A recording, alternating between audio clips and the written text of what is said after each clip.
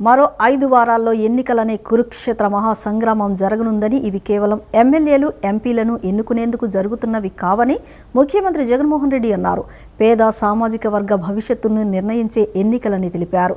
ఈ ఓటు కేవలం ప్రజాప్రతినిధులను ఎన్నుకునేందుకు కాదు, మన తలరాతలను, మన భవిష్యత్తులను మనంతట మనమే రాసుకునేందుకని గుర్తుంచుకోవాలని సీఎం జగన్ పేర్కొన్నారు. తిరుపతి జిల్లా పరిధిలో మేమంతా సిద్ధం బస్సు యాత్ర నిన్న సాయంత్రం జరిగింది. నాయుడుపేటలో జరిగిన బహిరంగ సభలో సీఎం జగన్ ప్రసంగించారు. మంచి చేసిన ప్రభుత్వానికి మద్దతుగా ఇంటింటికి జరిగిన లబ్ధికి అడ్డు తగులుతున్న దుష్ట చతుష్టయంపై యుద్ధానికి మీరంతా సిద్ధమా అని ప్రశ్నించారు. ఈ ఎన్నికలు 2 భావజాలాలు, పేదల అనుకూల భావజాలం, పెత్తందారుల అనుకూల భావజాలం మధ్య జరుగుతున్న సంఘర్షణని పేర్కొన్నారు. అన్ని వర్గాలకు మనం మంచి చేశామని, 75% నా అని పిలుచుకునే సామాజిక వర్గాలకు డీబీటీ ద్వారా నేరుగా అకౌంట్లో నగదు జమ చేసి లబ్ధి అందించామని చెప్పారు. పెన్షన్లను 3,000 రూపాయలకు పెంచుకుంటూ వచ్చామని, 1వ తేదీన వాలంటీర్ల రూపంలో పెన్షన్లు ఇంటి వద్దకే అందించామని తెలిపారు. అలాంటిది తన మనిషితో ఫిర్యాదు చేయించి పెన్షన్ల పంపిణీని అడ్డుకున్నది చంద్రబాబు అని, పేదలకు ఇళ్ల పట్టాలు అందవద్దని కోర్టులకు వెళ్లారని అన్నారు. రాజకీయాలు నిజంగా దిగజారిపోయాయని, చెడిపోయాయని, ఏ స్థాయికి అంటే అవ్వాతాతలకు ఇంటి వద్ద ఇచ్చే పెన్షన్లను తాము చెబితేనే చంద్రబాబు నాయుడు ఆపించారని అహంకార ధోరణితో వాళ్ల పార్టీ ఎమ్మెల్యేల అభ్యర్థులు చెప్పారని అన్నారు. చంద్రబాబు దుర్మార్గం వల్లే 31 మంది అవ్వాతాతలు ప్రాణాలు కోల్పోయారని తెలిపారు. చంద్రబాబు గుండెల్లో రైళ్లు పరిగెడుతున్నాయని అన్నారు. జూన్ 4 వరకు ఓపిక పట్టాలని, మళ్లీ మన ప్రభుత్వమే రాబోతోందని, తొలి సంతకం వాలంటీర్ వ్యవస్థపైనే చేసి పెన్షన్ల పంపిణీ కొనసాగిస్తామని సీఎం జగన్ ప్రకటించారు. ఈ ఎన్నికలు గతంలో ఎప్పుడూ జరగనట్టుగా, గతంలో ఎప్పుడూ చూడనట్టుగా ఏకంగా 2,70,000 కోట్ల రూపాయలు, ఏకంగా 2,70,000 కోట్ల రూపాయలు, అందులో 75% పైగా నేను నా నా నా నా అని పిలుచుకునే నా ఎస్సీలు, నా ఎస్టీలు, నా బీసీలు, నా మైనారిటీలు అంటూ ఆ సామాజిక వర్గాలకే డీబీటీగా, అంటే నేరుగా మీ బిడ్డ బటన్ నొక్కడం, నేరుగా నా చెల్లెమ్మల కుటుంబాల ఖాతాల్లోకి డబ్బులు వెళ్ళిపోవడం, ఎక్కడా కూడా లంచాలు లేకుండా, ఎక్కడా కూడా వివక్ష లేకుండా అందించిన మనందరి ప్రభుత్వానికి మధ్య జరుగుతా ఉన్న యుద్ధం ఈ కురుక్షేత్ర మహాసంగ్రామం. ఈ ఎన్నికలు అది పెన్షన్ అయినా కూడా, అది రేషన్ అయినా కూడా, కాస్ట్ సర్టిఫికెట్ అయినా కూడా, బర్త్ సర్టిఫికెట్ అయినా కూడా, లేదా ఎరువులైనా కూడా, ఇలా ఏ స్కీమ్ అయినా కూడా, ఏ ప్రభుత్వ పథకమైనా కూడా, ఏ పౌర సేవ అయినా కూడా క్యూలల్లో నిలబడి వివక్షకు లోనై లంచాలు సమర్పించుకుంటేనే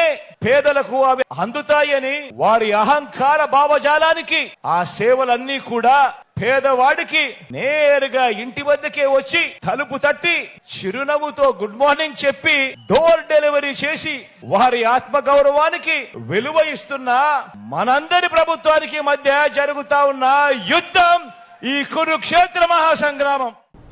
జగన్ విధ్వంస పాలకుడిగా రాష్ట్రాన్ని సర్వనాశనం చేశారని, ప్రజల భవిష్యత్తును అంధకారంలోకి నెట్టారని టీడీపీ అధినేత చంద్రబాబు నాయుడు ధ్వజమెత్తారు. వైకాపా డిఎన్ఏలోనే శవ రాజకీయం ఉందన్నారు. తండ్రి లేరు, బాబాయిని చంపారంటూ జగన్ ఓట్లు అడుగుతున్నారన్నారు.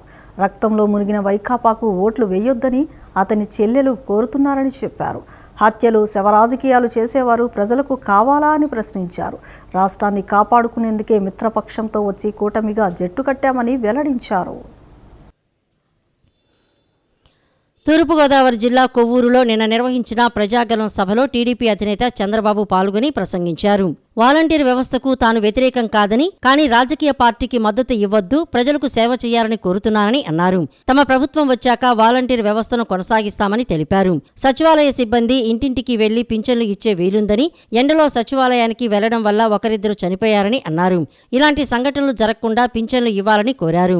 వైఎస్ఆర్ కాంగ్రెస్ పార్టీ ఇవ్వలేకపోతే టీడీపీ వచ్చాక 4,000 రూపాయల చొప్పున పింఛన్ ఇస్తామని చెబితే భయపడి డబ్బులు విడుదల చేశారని అన్నారు. ప్రశ్నిస్తే గొడ్డలను చూపి బెదిరిస్తున్నారని, మీ పార్టీకి గొడ్డలి గుర్తు పెట్టుకోండి, కానీ రాష్ట్రాన్ని శ్మశానం చేయొద్దని అన్నారు. టీడీపీ కూటమి ప్రభుత్వం వచ్చాక సంపద సృష్టించి పేదలకు పంచుతామని చెప్పారు. 100 రోజుల్లో గంజాయి, డ్రగ్స్, జే బ్రాండ్ మద్యం, ఇసుక కొరత ఉండదని, విద్యుత్ ఛార్జీలు పెరగవని అన్నారు. సూపర్ 6 పథకాలు అమలు చేస్తామని, రైతు కూలీల కోసం అవసరమైతే ప్రత్యేక కార్పొరేషన్ పెట్టి వారిని ఆదుకుంటామని హామీ ఇచ్చారు. తాను టిట్కో ఇళ్లు ఇస్తే ప్రజల్ని జగన్ ఇబ్బందులకు గురిచేశాడని, తమ ప్రభుత్వం ఏర్పాటు కాగానే పేదలకు 2 సెంట్ల భూమి ఇస్తామని అన్నారు. ఇప్పటికే ఇచ్చిన స్థలాల్లో ఇళ్లు కట్టించి మీ రుణం తీర్చుకుంటారని చంద్రబాబు చెప్పారు. వైసీపీ డిఎన్ఏలోనే శవ రాజకీయం ఉంది. వాళ్ళ వారసత్వమే శవ రాజకీయం. ఎవరైనా మంచి పని చేసి నాకు ఓటేమని అడుగుతారు. కొంతమంది మనుషులు చంపేసి దండేసి ఎదుటి వాళ్ళ పైన పెట్టి ఓటు అడిగే దుర్మార్గుడు ఈ జగన్మోహన్ రెడ్డి. అవునా కాదా? అవునా కాదా? అవునా కాదా? వీళ్ళ తండ్రి చనిపోయాడు హెలికాప్టర్ యాక్సిడెంట్ లో. ఏం తమ్ముళ్ళు, హెలికాప్టర్ యాక్సిడెంట్ చనిపోతే ఏమన్నాడు ఆ రోజు? మా తండ్రిని చంపేశారన్నాడా లేదా? రిలయన్స్ అధినేత చంపాడన్నాడా లేదా? వాళ్ళ షాపుల మీద దాడి చేశాడా లేదా? మళ్ళీ అదే రిలయన్స్ అధినేతకు ఒక ఎంపీ సీట్ ఇచ్చాడా లేదా తమ్ముళ్ళు అని అడుగుతున్నా. ఇచ్చాడా లేదా? ఇచ్చుండే చేతులు తప్పట్లు కూడా చెప్పండి. ఇచ్చాడని ఆమోదయోగ్యంగా. 2014లో తండ్రి లేని బిడ్డ ఓటేమని అడిగాడా లేదా? అడిగాడా లేదా? మీరప్పుడు నమ్మల. రాష్ట్రం విడిపోయింది, నీకు అనుభవం లేదు. చంద్రబాబు నాయుడు అయితేనే హైదరాబాద్ని అభివృద్ధి చేశాడు. మళ్ళీ రాష్ట్రం కోసం ఆయన తప్ప మాకెవ్వరూ వద్దని ఆ రోజు ఓట్లేసిన మిమ్మల్ని అందరినీ మనస్ఫూర్తిగా అభినందిస్తున్నా. అవ్వాతాతలకు వాలంటీర్ల ద్వారా నేరుగా పెన్షన్లు అందకుండా చేయాలనే చంద్రబాబు నేరుగా కాకుండా నిమ్మగడ్డ రమేష్ ఏర్పాటు చేసుకున్న సిటిజన్ ఫర్ డెమోక్రసీ సంస్థ ద్వారా ఫిర్యాదు చేయించారని ప్రభుత్వ సలహాదారు సజ్జల రామకృష్ణారెడ్డి వ్యాఖ్యానించారు. తన మీదకు వస్తుందనే భయంతో డబ్బులు లేక పెన్షన్లు వాయిదా వేశారని దుష్ప్రచారం చేశారని మండిపడ్డారు. టీడీపీ అధికారంలోకి వస్తే 3,000 ఉన్న పెన్షన్ను 4,000 ఇస్తామని తప్పుడు హామీ ఇస్తున్నారని ఆరోపణలు చేశారు. వాలంటీర్ల విషయంలో ఈసీ మీద ఒత్తిడి తీసుకువచ్చారని టీడీపీ అధినేత చంద్రబాబుపై ఏపీ ప్రభుత్వ సలహాదారు సజ్జల రామకృష్ణారెడ్డి విమర్శలు గుప్పించారు. పెన్షన్లు ఇచ్చేందుకు ప్రభుత్వం వద్ద డబ్బులు లేవని ఇప్పుడు తప్పుడు ఆరోపణలు చేస్తున్నారని మండిపడ్డారు. ఏది నిజం ఏది అబద్ధం అనేది ప్రజలకు తెలుసని అన్నారు. సొంత స్వార్థం తప్ప చంద్రబాబు మరేమీ చూసుకోవడం లేదని, ఆ స్వార్థంతోనే ఏం చేస్తున్నారో కూడా ఆయనకు తెలియడం లేదని అన్నారు. వైసీపీ ప్రభుత్వం ఉద్యోగాలు ఇవ్వలేదని గతంలో అన్నవాళ్లే ఇప్పుడు 1,00,000 మంది ఉద్యోగులతో పెన్షన్లు ఇవ్వచ్చు కదా అంటున్నారని సజ్జల ఎద్దేవా చేశారు. వాలంటీర్ వ్యవస్థ ద్వారా గతంలో 1వ తేదీన 80% పెన్షన్ పంపిణీ పూర్తయ్యేదని, కానీ ఇప్పుడు 2వ రోజుకు 60% పంపిణీ మాత్రమే పూర్తయిందని చెప్పారు. పెన్షన్లు స్వయంగా వెళ్లి తెచ్చుకోవాల్సిన పరిస్థితి రావడంతో వృద్ధులు, వికలాంగులు ఇబ్బంది పడుతున్నారని అన్నారు. ప్రజలకు మంచి చేయాలనే ఉద్దేశం చంద్రబాబుకు లేదని విమర్శించారు. ఎన్నికల్లో ఎలాగైనా గెలవాలనేదే ఆయన ఆలోచనని చెప్పారు. ప్రజలకు అన్నీ తెలుసని, చంద్రబాబును ప్రజలు నమ్మరని అన్నారు. కూటమిలో ఉన్నారు కాబట్టే పైనుంచి ఒత్తిడి చేయించి అధికారులను బదిలీ చేయించారని సజ్జల విమర్శించారు. తాము వ్యవస్థలను మేనేజ్ చేయాలని అనుకోవడం లేదని, తాము ప్రజలనే నమ్ముకున్నామని చెప్పారు. చంద్రబాబు, పురంధరేశ్వరి ఫెయిల్యూర్ లీడర్స్ అని ఎద్దేవా చేశారు. ఆర్టీసీ కండక్టర్ టికెట్ కొట్టకూడదు, ఎందుకంటే ఆయన ఇన్ఫ్లుయెన్స్ చేయొచ్చు. ఒక రెవెన్యూ ఆఫీస్లో వాళ్ళు సర్టిఫికేట్ ఇవ్వకూడదు, ఎందుకంటే అది ఇన్ఫ్లుయెన్స్ చేయొచ్చు. సెక్రటేరియట్లో విలేజ్ సెక్రటేరియట్లో వాళ్ళు ఇన్ఫ్లుయెన్స్ చేస్తారని చెప్పి ఇంక దేన్నైనా చూపొచ్చు, ప్రభుత్వాన్ని ఆ రకంగా చూపొచ్చు. But that is they are part of citizens and వాళ్ళకు డ్యూటీ ఉంది. ఆ బాధ్యతల్లో ప్రధానమైంది పెన్షన్లు ఫస్ట్కి ఇవ్వడము. నువ్వు ఆ బాధ్యత నుంచి వాళ్ళని తప్పించమని నువ్వు ఒక పక్క నువ్వే లెటర్ పెట్టించి దాని మీద ఈసీ దానికి ఇచ్చేసి పెట్టేస్తే సరే, కానీ లేకపోతే ఉన్న వాళ్ళతో సర్దుకొని ఇచ్చేస్తామంటే అప్పుడు తన మీదకి ఇది ఇదే అవుతుందని తెలిసి ఈ పొదుపుని ఇవన్నీ సొల్లు కబుర్లు చెప్పడం మొదలు పెట్టడము, లేదా ఆ సొల్లు ఆరోపణలు చేయడము. వీళ్ళంతా డబ్బులు ఇచ్చేశారు, డబ్బులు లేవు అందుకే చేస్తున్నారు, 3వ తేదీ అందుకే ఇస్తున్నారు. లాస్ట్ ఇయర్ 3వ తేదీ, అంతకుముందు 3వ తేదీ కొత్త ఫైనాన్షియల్ ఇయర్ అప్పుడు బ్యాంక్స్ క్లోజ్ అయి ఉంటాయి. ఇది క్యాష్ డ్రా చేసి ఇవ్వాలి కాబట్టి క్యాష్ డ్రా చేసి ఎవరి ఇళ్లలో వాళ్ళు పెట్టుకోలేరు. అందువల్ల కిందికి క్యాష్ వస్తే బ్యాంకుల నుంచి డ్రా చేసి ఇవ్వాలి. అందుకోసం 3 పెట్టారు. ఎవరి ఇయర్ అదే చేస్తున్నారు. వీటన్నిటికీ లేనిపోనివన్నీ వేసి ఈరోజు వృద్ధులు, వికలాంగులు వాళ్ళంతా సెక్రటేరియట్కు రావాల్సిన పరిస్థితి వస్తే, ఎండల్లో నిలబడాల్సిన పరిస్థితి వస్తే దీని నుంచి తప్పించుకోవడానికి వైఎస్ఆర్సీపీ వైపు వేలెత్తి చూపాలని చూస్తున్నారు. స్వేచ్ఛాయుత, నిష్పక్షపాత వాతావరణంలో, ప్రలోభాలకు తావులేని వాతావరణంలో ఎన్నికల నిర్వహణకు కృషి చేస్తున్నట్లు ఎన్టీఆర్ జిల్లా కలెక్టర్ ఎస్ ఢిల్లీరావు తెలిపారు. అంతర్రాష్ట్ర సరిహద్దు వెంబడి ప్రత్యేక చెక్ పోస్టులతో నిఘాను పటిష్టం చేసినట్లు చెప్పారు. ఈసీఐ ఎథికల్ ఓటింగ్తో పాటు ప్రతి ఒక్కరూ ఓటు హక్కు వినియోగించుకునేందుకు స్వేచ్ఛాయుత వాతావరణాన్ని కల్పించేందుకు అత్యంత ప్రాధాన్యతనిస్తున్నట్లు ఈ నేపథ్యంలో ఆ దిశగా కృషి చేస్తున్నట్లు వెల్లడించారు. ఎన్టీఆర్ జిల్లా తిరువూరు, రాజుపేట, శ్రీరస్తు కన్వెన్షన్ సెంటర్లో ఎన్టీఆర్ జిల్లా, ఖమ్మం జిల్లాల అంతర్రాష్ట్ర సరిహద్దుల సమన్వయ సమావేశం నిన్న జరిగింది. ఈ సమావేశంలో 2 జిల్లాల కలెక్టర్లు ఎస్ ఢిల్లీరావు, విపి గౌతమ్, ఎన్టీఆర్ జిల్లా సిపి కాంతిరాణా టాటా, ఖమ్మం జిల్లా సిపి సునీల్ దత్తో పాటు సరిహద్దు నియోజకవర్గాల అధికారులు పాల్గొన్నారు. ఆంధ్ర, తెలంగాణ సరిహద్దు వెంబడి నగదు, మద్యం, గంజాయి, విలువైన వస్తువులు తదితరాల అక్రమ రవాణాకు అడ్డుకట్ట వేసే విషయంలో ఇప్పటికే తీసుకున్న చర్యలు, కొనసాగించాల్సిన చర్యలు, 2 జిల్లాల మధ్య సమన్వయం, సహకారంపై చర్చించారు. ఈ సందర్భంగా వారు మాట్లాడుతూ ప్రలోభాలకు తావులేని వాతావరణంలో ఎన్నికలను ప్రజాస్వామ్య స్ఫూర్తితో నిర్వహించేందుకు ఈసీఐ మార్గదర్శకాలకు అనుగుణంగా ఎన్టీఆర్, ఖమ్మం జిల్లాల సమన్వయ సమావేశం నిర్వహించడం జరిగిందని వెల్లడించారు. 2 జిల్లాల డీఈఓ, సిపిలతో పాటు వివిధ విభాగాల నోడల్ అధికారులు సమన్వయంతో పనిచేస్తున్నట్లు పేర్కొన్నారు. సిటిజన్ ఫ్రెండ్లీగా ఎన్ఫోర్స్మెంట్ విభాగాలు కార్యకలాపాలు కొనసాగిస్తున్నట్లు వెల్లడించారు. Rajupeta Ashtalakshmi temple checkpost, Gampalagudem, Rajavaram checkpost, Nuthipadu చెక్పోస్టులతో పాటు అటువైపు ముత్తగూడెం, ఖాజీపురం చెక్పోస్టుల వద్ద నిఘాను కట్టుదిట్టం చేసినట్లు వివరించారు. పారదర్శకంగా ఎన్నికల నిర్వహణకు ఎదురయ్యే సవాళ్లను 2 జిల్లాల అధికారులు సమన్వయంతో పనిచేసి ఎదుర్కోనున్నట్లు తెలియజేశారు. ఫ్లయింగ్ స్క్వాడ్ బృందాలు, స్టాటిక్ సర్వేలెన్స్ బృందాలు క్రియాశీలంగా పనిచేస్తున్నాయని, 2 జిల్లాల ఉన్నతాధికారులు, నోడల్ అధికారులు ఇదే విధమైన సహకారాన్ని ఎన్నికలు ముగిసే వరకు కొనసాగించనున్నట్లు తెలియజేశారు. సో ఈ ఎంటైర్ మీటింగ్ అనేది ఇప్పటికే ACP level and RO level coordination ఉన్నప్పటికీ కూడా, డిఓ లెవెల్లో ఉన్నప్పటికీ కూడా మరొకసారి ఈ ఎక్సర్సైజ్ అనేటువంటిది ఒక డీటెయిల్ డిస్కషన్ చేసుకుంటే బాగుంటుందని కొంచెం చెప్పేసి. సో ఈసీఐ కూడా యాక్సెసిబుల్ ఎలక్షన్స్తో పాటుగా ఎథికల్ ఓటింగ్ అనేది చాలా ఎక్కువ ఇంపార్టెన్స్ ఇస్తుంది కాబట్టి దాంట్లో క్యాష్ కానీ, లేకపోతే లిక్కర్ కానీ, లేకపోతే ఫ్రీబీస్ కానీ, ప్రీషియస్ మెటల్స్ కానీ ఈ ఇంటర్ స్టేట్లో ఎక్కువ జరగడానికి అవకాశం ఉంటుంది. సో ఈ 2 కూడా ఒక విధంగా కొంచెం ఐడీకి కొంత ఏరియా ప్రోన్ అనేటువంటి ఉంది. దానిపైన ఎలా డిస్కస్ చేసుకున్నాము. మంచి కోఆర్డినేషన్ అనేది, షేరింగ్ ఆఫ్ ఇన్ఫర్మేషన్ అనేది ఎలా చేసుకోవాలనేటువంటిది కూడా ప్రాపర్గా ఇన్స్ట్రక్షన్స్ ఇవ్వడం జరిగింది. ఖచ్చితంగా లాస్ట్ నవంబర్లో ఎంత కోఆర్డినేషన్ అయితే ద్వారా జరిగిందో ఈ ఎలక్షన్స్లో కూడా అంతే విధమైనటువంటి కోఆర్డినేషన్ అనేటువంటిది డిఈఓస్ అండ్ సిపిస్ మధ్య అనేటువంటి ఖచ్చితంగా ఉంటుందని చెప్పి ఈ మీటింగ్ ద్వారా ఆశిద్దాం. ఖమ్మం జిల్లా అదేవిధంగా ఎన్టీఆర్ జిల్లా కలెక్టర్స్, కమిషనర్స్ వాళ్ళ సిబ్బందితో ఈరోజు district inter state coordination committee meeting పెట్టడం జరిగింది. ఈ మీటింగ్ చాలా చక్కగా జరిగింది. ముఖ్యంగా ఇక్కడ చెక్ పోస్ట్ కానివ్వండి, సీజర్స్ కానివ్వండి, లేకపోతే cross border movement of materials కానివ్వండి, వీటన్నిటి మీద కూడా డిస్కషన్ జరిగింది. డిఫరెంట్ డిపార్ట్మెంట్స్ ఏవైతే ఉన్నాయో, పోలీస్ డిపార్ట్మెంటు, ఎక్సైజ్, అదేవిధంగా ఇన్కమ్ ట్యాక్స్, జిఎస్టీ, ఇలా అన్ని డిపార్ట్మెంట్స్ హెడ్స్ కూడా వచ్చారు. వాళ్ళందరూ కూడా ఒకరికొకరు సహాయం చేసుకుని, కోఆపరేట్ చేసుకుని, information exchange and pass on చేసుకునే విధంగా మాట్లాడుకోవడం, చర్యలు తీసుకోవడం జరిగింది. అంతేకాకుండా ఈ పోలింగ్ రోజున, లేకపోతే పోలింగ్ ఒక 48 days ముందు కూడా ఈ movement of cross border movement of voters లేకుండా కూడా ఎటువంటి చర్యలు తీసుకోవాలి, డ్రై డే ఏ రకంగా చేసుకోవాలి, బయట వ్యక్తులు వచ్చి ఇక్కడ ఓటేయకుండా, సో ఈ మన లాడ్జెస్ కానీ, చౌల్ట్రీస్ కానీ, లేకపోతే గెస్ట్ హౌస్ ఇలాంటివి చెక్ చేసుకోవడం, ఇలాంటివి కూడా మాట్లాడుకోవడం జరిగింది. 2 రాష్ట్రాల్లో సేమ్ డేట్స్లో ఎలక్షన్స్ ఉన్నాయి.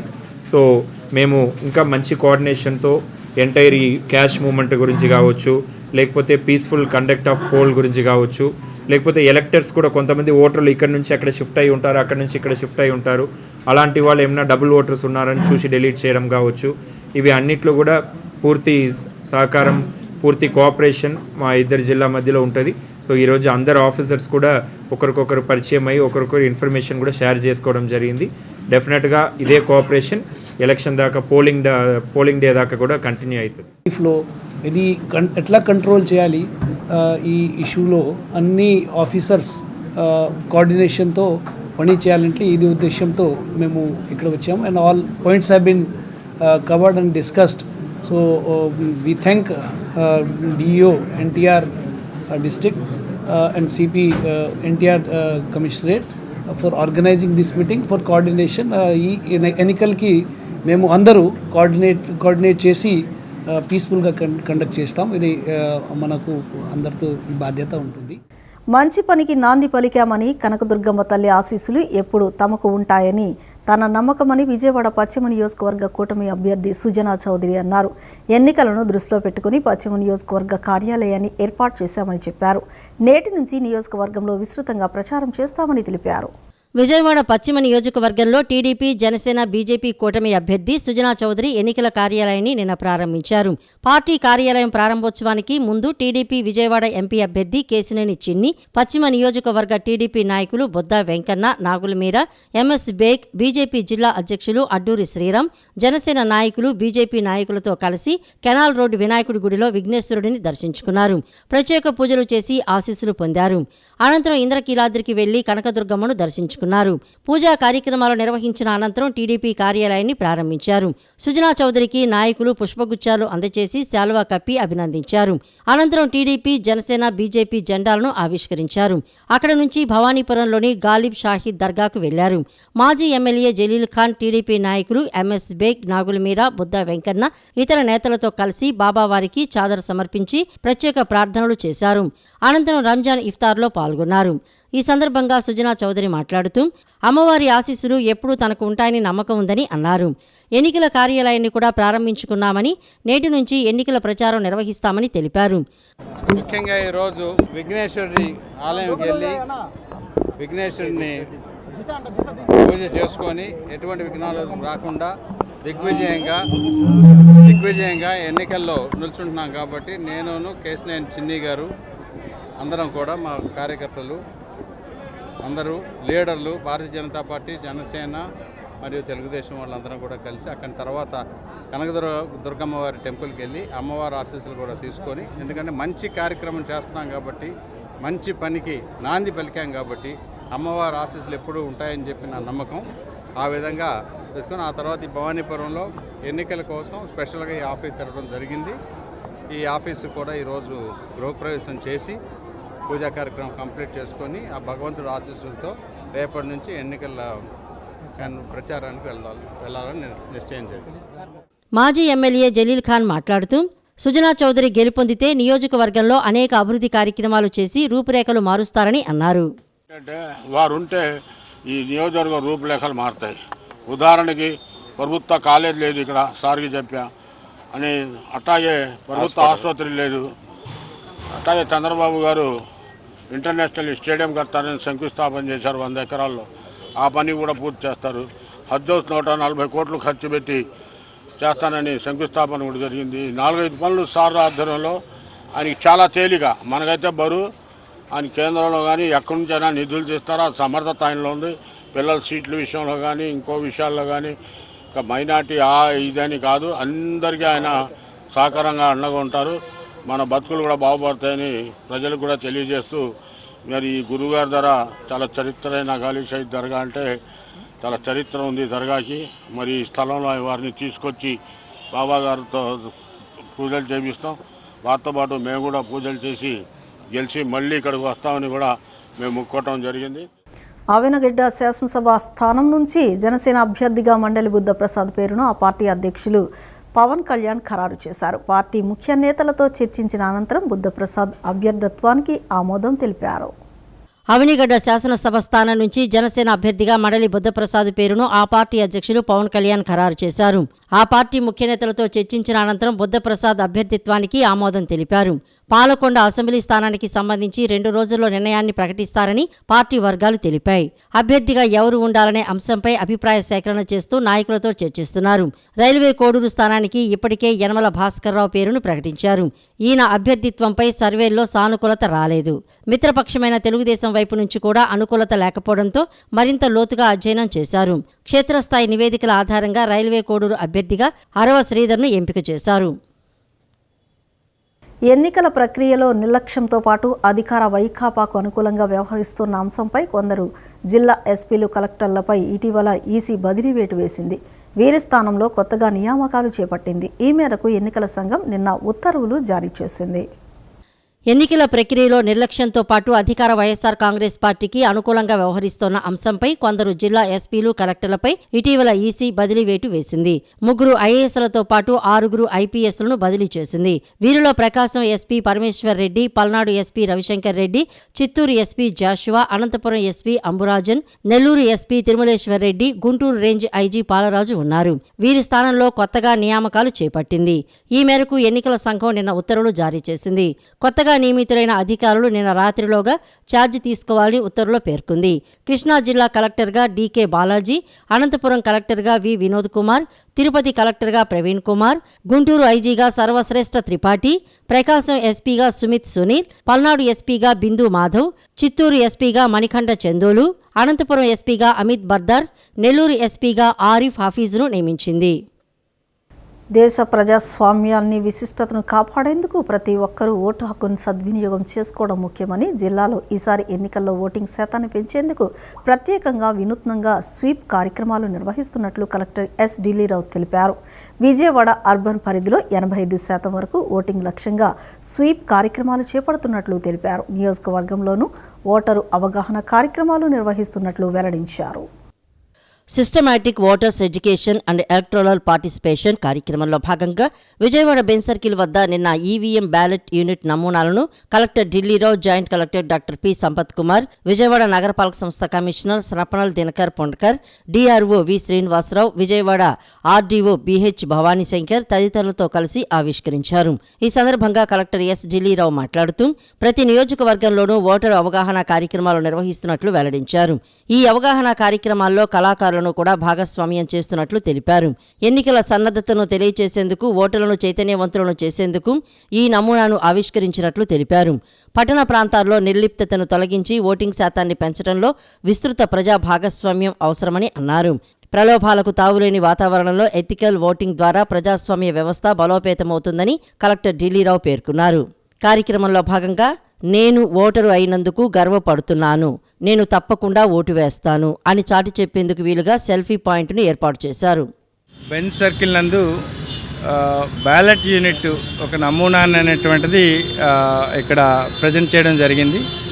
స్వీప్ యాక్టివిటీలో భాగంగా విజయవాడ సిటీలో ఇప్పటికే మనను ఒక చాలా పెద్ద ప్రోగ్రాం చేశాము. ఇలాంటి బ్యాలెట్ యూనిట్ డిస్ప్లే అనేది చేయడం వల్ల ఒకే ఎలక్షన్స్కి సన్నద్ధం అవుతున్నాము, త్వరలో వచ్చేస్తున్నాయి, ఇది ఒక మోడల్, ఇది ఒక ఈవీఎంపై ఉండేటువంటి అపోహలు ఏమైనా ఒకవేళ ఉంటే అది పోగొట్టేటట్టుగా చేద్దామని, అర్బన్ ఏరియాస్లో ఓటింగ్ అనేటువంటి పర్సంటేజ్ తక్కువ ఉంది కాబట్టి అది పెంచాలనేటువంటి ఉద్దేశంతో విఎంసీని ఎక్కువగా మేము ఫోకస్ చేస్తున్నాము.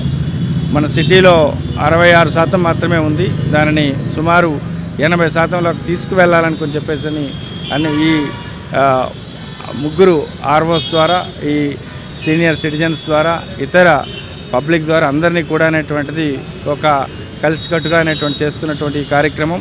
దీంట్లో ఆ రోజు మే 13వ తారీఖున అందరూ కూడా ఓటు హక్కు అనేటువంటి వినియోగించుకోవాలి, ఈ అర్బన్ ఎపతి అనేటువంటిది పోవాలి. సో దాంతోపాటుగా ఎథికల్గా, అంటే డబ్బులు తీసుకోకుండా, మందు ఎటువంటి దానికి కూడా ప్రభావితం కాకుండా ఈ ఎలక్షన్లో పార్టిసిపేట్ కావాలని చెప్పేసి మనసారా కోరుకుంటున్నాను. వైసీపీ ప్రభుత్వంలో మాదిగలకు ఎటువంటి న్యాయం జరగలేదని, మాదిగలపై దాడులు పెరిగిపోయాయని మాదిగ మహానాడు ఆంధ్రప్రదేశ్ వ్యవస్థాపక అధ్యక్షులు బి ప్రభాకర్ తెలిపారు. టీడీపీ ప్రభుత్వంలో మాదిగలకు ఎంతో మేలు చేశారని అన్నారు. రాబోయే కాలంలో కూడా వర్గీకరణ, మాదిగల అభివృద్ధికి హామీ ఇచ్చారని అన్నారు. దళిత మాదిగ బిడ్డ ఉండవల్లి శ్రీదేవికి కూడా ఎమ్మెల్యే టికెట్ ఇచ్చి సముచిత స్థానం కల్పించాలని కోరారు. మాదిగ మహానాడు ఆంధ్రప్రదేశ్ వ్యవస్థాపక అధ్యక్షులు బి ప్రభాకర్ గాంధీనగర్లోని ప్రెస్ క్లబ్లో విలేకరుల సమావేశం నిర్వహించారు. సమావేశంలో ఆయన మాట్లాడుతూ వైసీపీ ప్రభుత్వంలో మాదిగలకు తీవ్ర అన్యాయం జరిగిందని అన్నారు. తెలుగుదేశం ప్రభుత్వంలోనే తమకు మేలు జరిగిందని గుర్తించామని అన్నారు. రాబోయే కాలంలో కూడా వర్గీకరణ, మాదిగల అభివృద్ధికి హామీ ఇచ్చారని తెలిపారు. ఆ హామీని పురస్కరించుకొని చంద్రన్న మాటే మాదిగల బాట అని ఒక కార్యక్రమాన్ని చేస్తూ ప్రతి ఊరు వాడ వెళ్లి గోడ పత్రికల ద్వారా మాదిగ ప్రజల్లో చైతన్యం తీసుకువస్తామని తెలిపారు. తెలుగుదేశం పార్టీకి ఓటు వేయాలని వారిని కోరతామని అన్నారు.